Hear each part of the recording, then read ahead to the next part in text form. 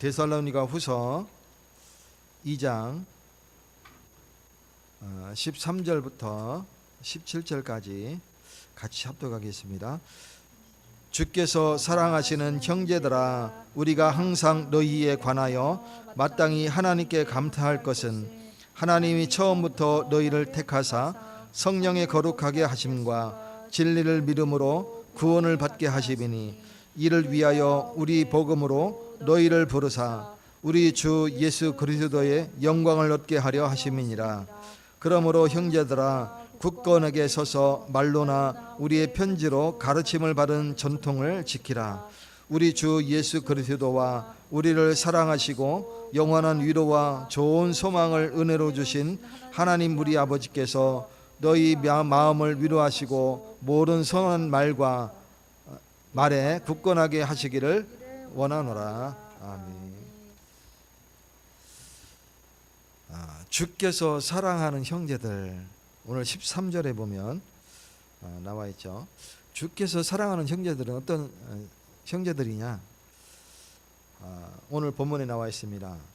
하나님의 선택을 받은 사람들, 그리고 바른 전통을 굳게 지키는 사람들, 뿐만 아니라 주님의 위로와 소망 가운데 살아가는 사람들, 이러한 사람들이 주께서 사랑하는 형제들입니다. 그래서 주께서 사랑하는 형제들은 불법에 참여하지 않은 사람들이다, 이렇게 말씀드릴 수 있습니다.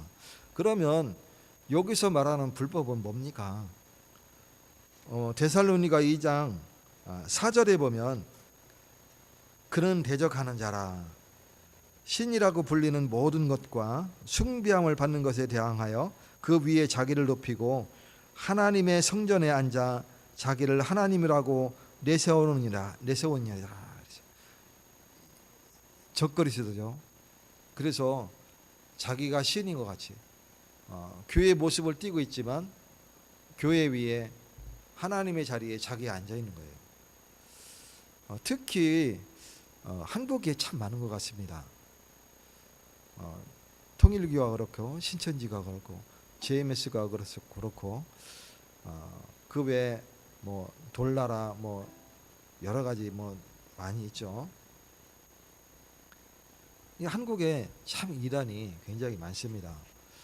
또 장막 성전 뭐 그 뒤로 뭐 전두관이 먼저죠. 거기서 갈라져 나온 게 장막 성전이고, 거기서 갈라져 나온 게 배우고 나와서 새롭게 시작한 게 신천지죠.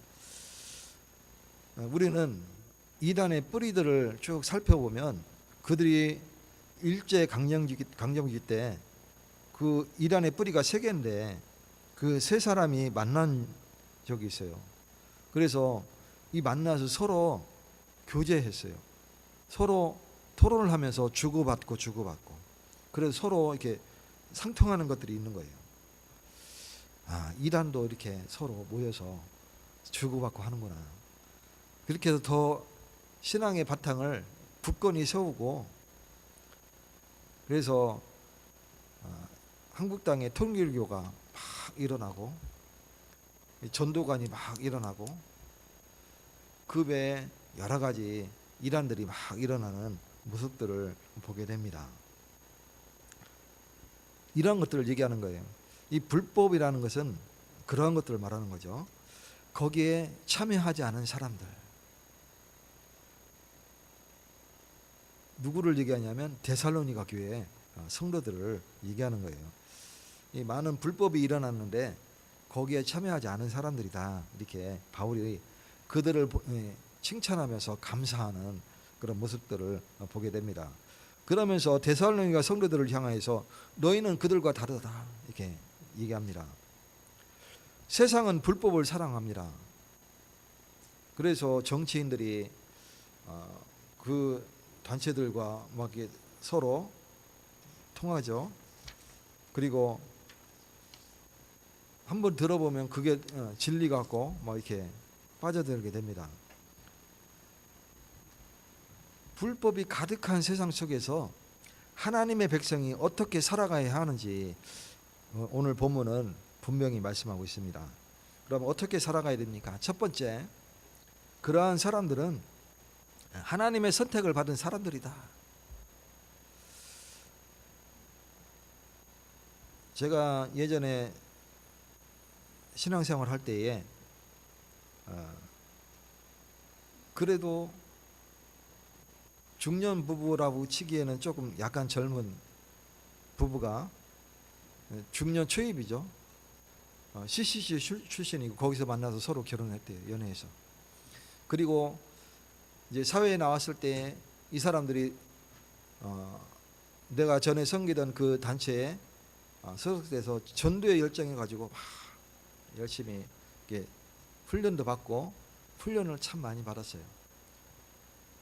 나도 이제 훈련 받는데 그 비디오 테이프가 필요했어요. 그 설교 비디오 테이프가 있어가지고 그 정리해서 제출하는 그런 과정이 있어서 했을 때 말도 안 했는데 그 여 집사님이 와줘가지고 이 테이프 가져와서 쓰라고, 나는 이미 다 한 거니까 쓰라고 해서 고맙습니다. 감사하다고 받아갖고 해서 그거 막 해가지고 다 정리해가지고 제출해서 이제 통과가 됐는데 이분들이 교회를 안 나오는 거예요.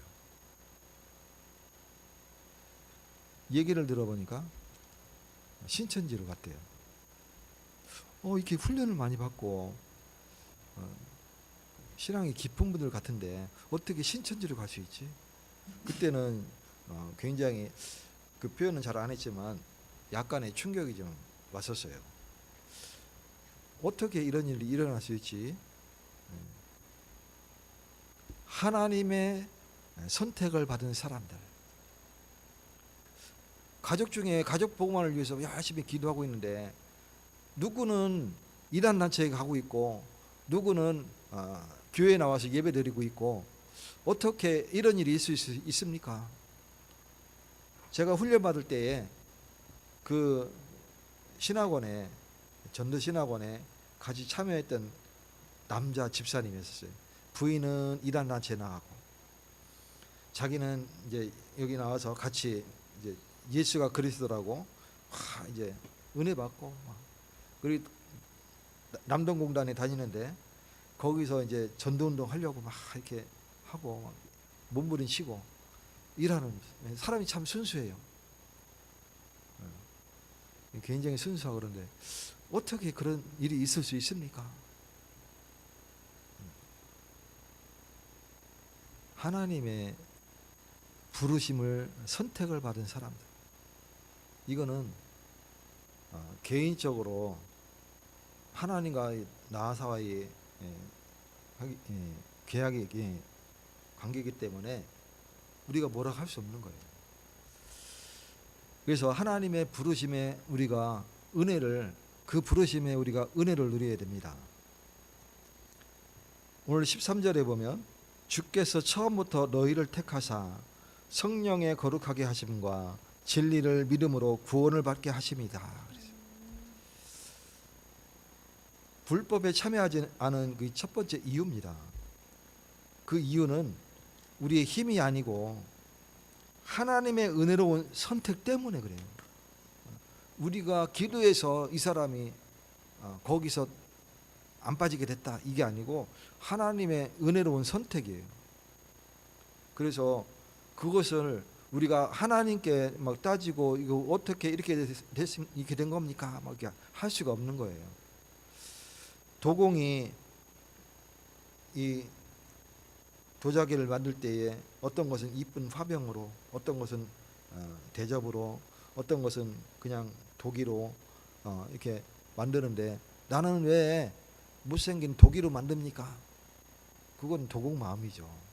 진흙을 똑같은 진흙을 해서 모양을 만들고 굽는 거예요. 그래서 자기가 원하는 것을 굽는 거죠. 그것을 진흙이 나는 왜 이렇게 구웠어요? 할 수 있어요? 없어요? 못하는 거예요.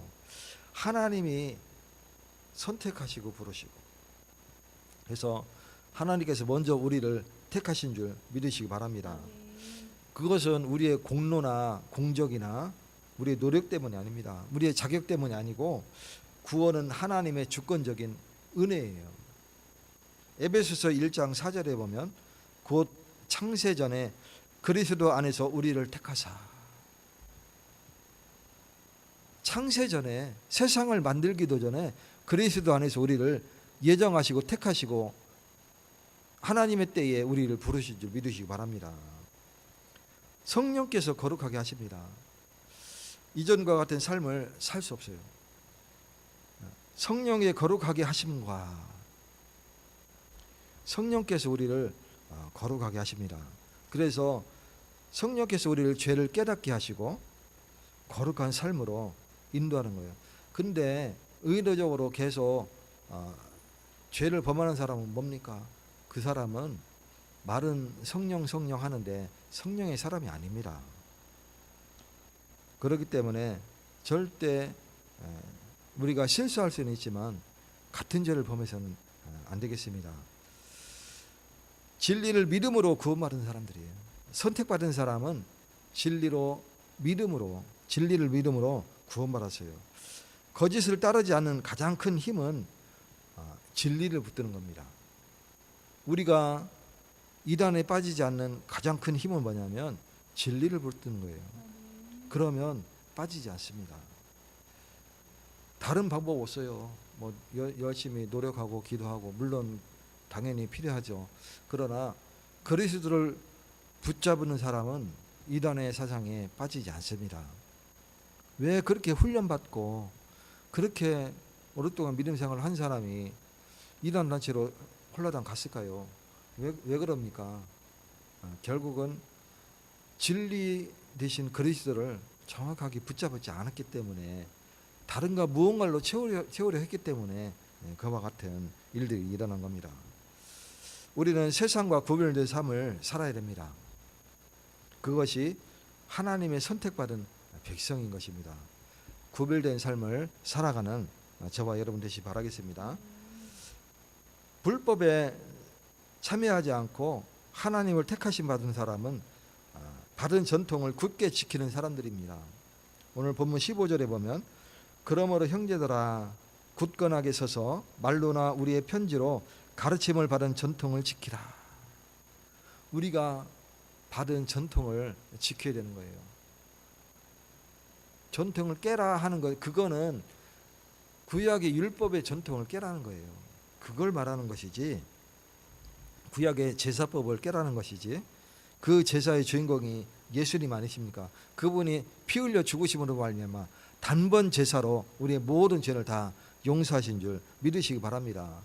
그것을 깨라는 거예요. 거기서 파생된 관습 있잖아요.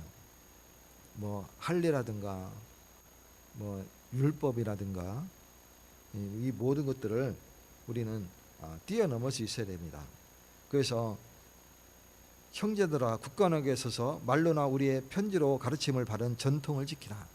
여기서는 전통은 새롭게 세워진 그리스도 안에서 그리스도 말씀을 따르고 예배와 기도 속에서 전도 활동을 하는 그러한 전통을 말하는 겁니다. 그래서 우리는 진리 위에서 굳게 서야 됩니다. 저와 여러분이 진리 위에 서야 돼요. 진리 밖에 서면 결국은 세상 가운데 서 있는 것과 마찬가지입니다. 세상을 따르는 삶을 살아가게 되는 것이죠. 아까 서론에 얘기했지만 결국은 적그리스도를 따라가게 되는 그런 모습들을 보게 됩니다. 세상은 계속 변합니다. 문화도 변하고 하다못해 우리의 가치관도 계속 변해요.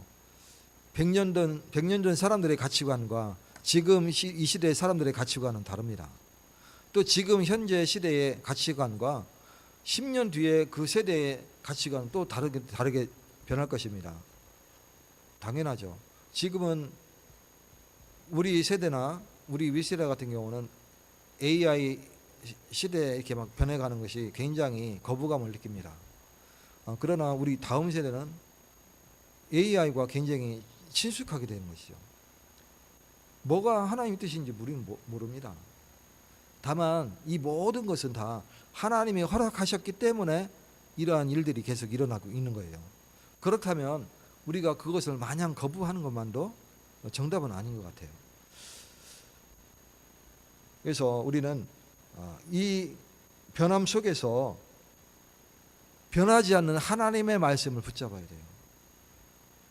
모든 것은 다 변하는데 하나님의 말씀은 영원토록 변하지 않는 겁니다. 그래서 우리가 그 말씀을, 변하지 않는 그 하나님의 말씀을 우리가 붙잡게 되는 겁니다. 거짓 교훈을 분별해야 됩니다. 거짓 교훈이 뭡니까? 성전에서 자기가 하나님 자리에 앉아서 섬김을 받는 거예요. 우리가 오늘 내가 전부다, 이게 똑같은 거예요. 나를 믿어라, 나를 따르라, 이게 똑같은 거예요. 내가 옳다. 정치인들 그러잖아요, 그죠? 좌파든 우파든 똑같습니다. 내가 옳다. 상대방 무조건 틀린 거야. 같은 이치입니다. 그래서 거짓 교훈을 우리가 분별할 수 있어야 됩니다. 오늘날도 다양한 거짓 교훈이 교회를 흔듭니다. 교회 안에 정치를 가지고 들어오면 교회가 난장판됩니다. 교회는 좌파든 우파든 다 와서 예배 드리는 곳이 교회예요. 그래서 누구 편을 드는 것이 아니고 하나님 편을 들어야 하는 거예요. 그것이 교회입니다. 그럴 때 뭐가 기준이 되어야 되느냐? 말씀이 기준이 되어야 됩니다. 오늘 말씀을 기준으로 분별할 수 있어야 됩니다. 끝까지 복음을 지켜야 돼요. 그 복음 때문에 내가 목숨을 내놓아야 될 상황이면 과감히 내놓으시기 바랍니다. 요리 피하고 조리 피하는 게 답이 아니에요. 복음 때문에 내가 위기에 처했다면 겸허히 받아들이시기 바랍니다. 처음의 믿음은 끝까지 붙드는 사람의 승리입니다. 우리가 이 믿음이 위기 때마다 변하고 변질되고 순응하고 그러다면 그것은 결국은 변질된 믿음이 되죠. 그래서 교회의 기준은 하나님의 말씀이 기준이 되고 말씀을 가까이 하는 성도는 쉽게 흔들리지 않습니다. 마지막으로 불법에 참여하지 않고 하나님의 선택 안에 있는 사람은 주님의 위로와 소망 가운데 살아가는 사람들입니다. 오늘 보면 16절과 17절에 보면 우리 주 예수 그리스도와 우리를 사랑하시고 영원한 위로와 좋은 소망을 은혜로 주신 하나님 우리 아버지께서, 하나님의 사랑을 받은 사람입니다. 그래서 우리 구원은 하나님의 변함없는 사랑 위에 세워져 있는 거예요. 우리가 내가 열심히 믿어서 내가 구원받은 것이 아니고 하나님의 은혜로 세워져 있는지를 믿으시기 바랍니다. 내가 공덕을 쌓고 노력을 해서 구원받은 게 아니잖아요. 내가 열심히 기도했더니 내가 구원받았다. 아닙니다. 하나님의 은혜로 구원받은 거예요. 그래서 은혜로 구원받았기 때문에 우리가 말씀과 기도 속에 있는 겁니다. 영원한 위로를 받은 사람이죠. 우리는 이미 천국 티켓을 소유했어요. 우리의 소속은 세상이 아니고 이미 천국 백성인 줄 믿으시기 바랍니다. 세상의 위로는 잠시뿐이지만 하나님의 위로는 영원합니다. 그래서 이 구원받은 하나님의 백성이 천국으로 돌아갈 때는 천국 환송 예배다, 우리가 이렇게 표현을 하는 거예요. 슬프지만 인간적인 감정으로는 슬프잖아요, 그죠? 성경에서도 부모를 위해서 울라고 그랬잖아요, 그죠? 장례에서 울으라고 했어요, 예수님도. 막 웃으면서 웃으면 그게 비정상이잖아요, 그죠? 부모님 돌아가셨는데 어떻게 웃음이 나올 수 있겠습니까? 잘 돌아가셨다, 그게 아니잖아요, 그죠? 장례에서는 울을 수 있어요. 그러나 울지만 그분이 천국으로 들어가셨기 때문에 그 안에 우리가 믿음으로 기뻐하면서 같이 예배드리고 하는 것입니다. 세상의 위로는 잠시뿐이지만 하나님의 위로는 영원합니다. 좋은 소망을 가진 사람이죠. 우리의 소망은 다시 오실 예수 그리스도입니다. 다시 오실 예수 그리스도라는 것은 재림 오실 예수 그리스도를 말하는 거예요. 그때는 심판이에요. 초림 때 오신 그 이후에 재림 오실 그 사이에는 사랑의 예수님, 용서하시는 예수님이지만 재림 오실 때는 심판주로 오시는 거예요. 그렇기 때문에 그때는 이제 알곡과 가라지가 갈라지고 나눠지고 양과 염소가 나눠지고 이제 천국 백성과 지옥 백성으로 나누게 되는 거예요. 영원합니다. 구원의 기회는 영원히 육신 안에 거하고 있을 때만이 가능합니다. 그래서 우리는 소망이 있기 때문에 어떤 환난 속에서도 믿음을 지킬 수 있는 거예요.